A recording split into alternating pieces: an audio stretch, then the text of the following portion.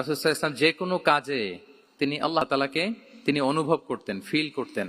সবকিছু ছিল আল্লাহ তাআলা কেন্দ্রিক। যাই তিনি করতেন না কেন, একজন মহান সত্তার সন্তুষ্টির জন্যই তিনি সেটা করতেন। তিনি কে? আল্লাহ সুবহানাহু ওয়া তাআলা।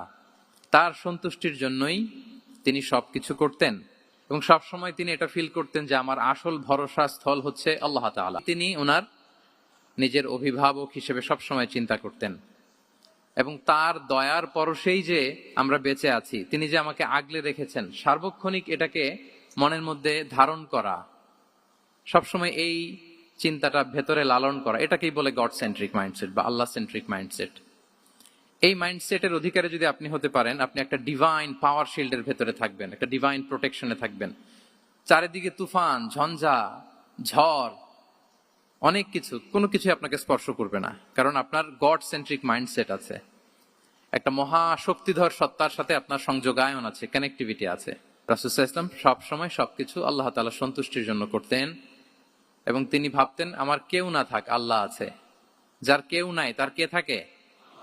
আছে। এটাই হচ্ছে গড সেন্ট্রিক মাইন্ডসেট। আল্লাহর হাবিব সাল্লাল্লাহু আলাইহি ওয়া আলিহি ওয়াসাল্লাম একবার একটা যুদ্ধ থেকে ফেরার পথে মরুভূমির মাঝখানে সেনাবাহিনীকে থামিয়ে বিশ্রামের ঘোষণা দিলেন যে তোমরা একটু বিশ্রাম নাও।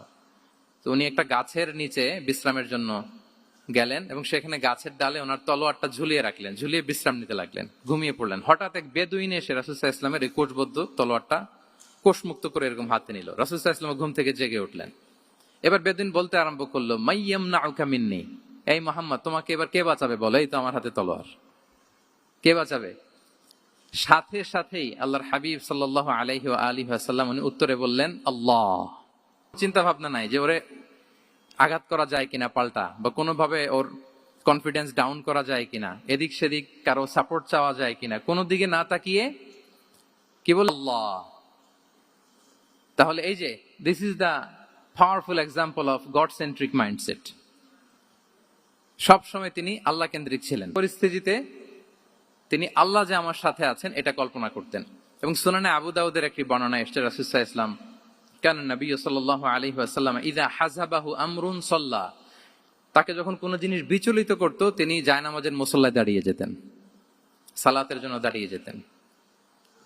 বিপদে পড়লেই আল্লাহর কাছে সেটা সঁপে দিতেন, শেয়ার করতেন। আমরা বর্তমানে কোনো বিপদে পড়লেই কি করি? আগে কোথায় শেয়ার করি? ফেসবুকে। বলেন, আমার জীবনে কোনো দুর্ঘটনা কিছু হইলেই আমরা কোথায় শেয়ার করি? করেন আপনারা? ফেসবুকে শেয়ার করেন? আসলে করা উচিত কার সাথে?